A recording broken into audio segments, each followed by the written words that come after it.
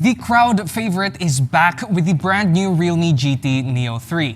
Now, the GT Neo series is pretty well known for their really solid offerings for their mid-range prices. And with the pre-selling price of 25,999 pesos on Lazada, the Realme GT Neo 3 is the phone to get in this price category. Pero bago natin ituloy yung video, huwag niyo kalimutan mag-iwan ng like at mag-subscribe sa channel namin. Ngayon, unang tingnan natin ang build. We are getting an all-plastic build here, which is quite a letdown for this price range.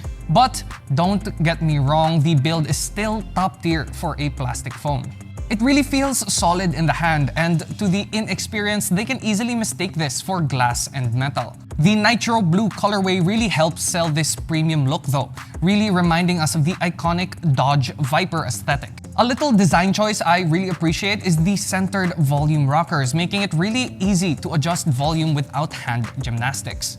Overall, pagdating sa design, may compromise talaga dito si Realme para lang mas mapaganda pa nila lalo ang mga ibang aspeto ng GT Neo 3.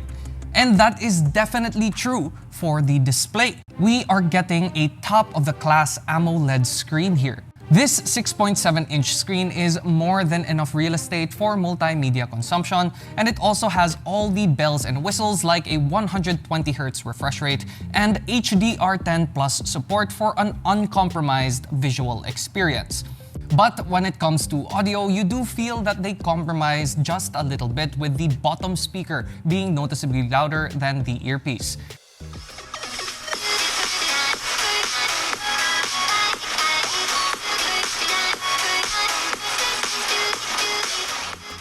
It may be a little unbalanced in that sense, pero hindi naman nasisira ang multimedia experience mo. Ang maninitpick ko lang sa screen na ito ay yung 1080p resolution. But at this price range and form factor, you don't really need anything higher than that. Now onto this phone's great performance. The GT Neo 3 is running Android 12 with Realme UI 3 out of the box. And first thing we notice talaga is tons of bloatware, with apps you never really wanted to be there. But even with all that extra weight, napaka-smooth and fast pa rin ang experience sa phone na to thanks to the acclaimed Mediatek Dimensity 8100 chip that we have here. And with 8GB of RAM, multitasking is a breeze on this phone kahit for work or for gaming. And that 256GB of internal memory is more than enough for everyday use. This phone also surprised us with its benchmark results, with PC Mark scores sitting just under the twice as expensive ROG Phone 6 Pro. Now, onto the cameras on this device. We are getting a very important update from the GT Neo 2. The 50-megapixel IMX766 sensor on this device now features OIS, giving you much better photos with more detail even in low light, as well as smooth 4K 30 video. Oh, this is 4K recording on the Realme GT Neo 3. There's Jamie with the Samsung Zero. Very cool. OIS. Huh? Yes, sir. In fairness,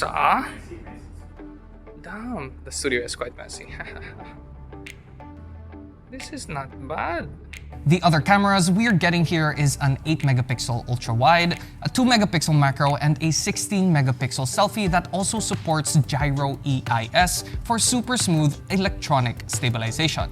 And last but not least, keeping the lights on is a 5000 mAh cell that charges at 80 watts, getting you from 5 to 70% in just 30 minutes. So that is about it for the Realme GT Neo 3, once again sitting on top of the price to performance leaderboards. With a top-tier screen and new OIS capabilities, this gives you even more reasons to pick up this new mid-range king. Let us know what you guys think of the Realme GT Neo 3 in the comments down below, and don't forget to leave a like and a sub, as well as check out our other socials in the description box down below. Once again, my name is Anton, and I'll see you guys next time.